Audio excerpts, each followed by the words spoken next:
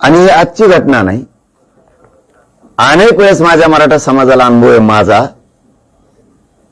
कुठलाही निर्णय म्हणतो मी, कुठलाही म्हणतो, सुरुवातीचे 8 ते 15 दिवस मराठ्यांना वाटतं आयले हे नव्हतं करायला पाहिजे, आणि 8-15 दिवसांनी वाटतं पाटलांनी केलं तेच योग्य केलं. मी काय करतोय हे मराठा बांधवांनी समजून घ्या.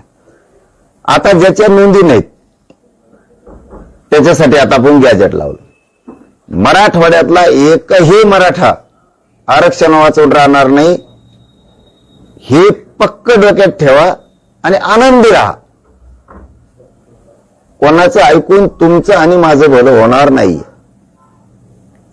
हे खूप टोळ्या उठणार आहेत. आणखीन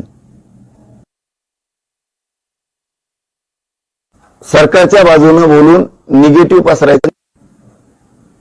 मी 2-3 मिनिटातच सांगणार आहे, कारण घसा बसतो म्हणून.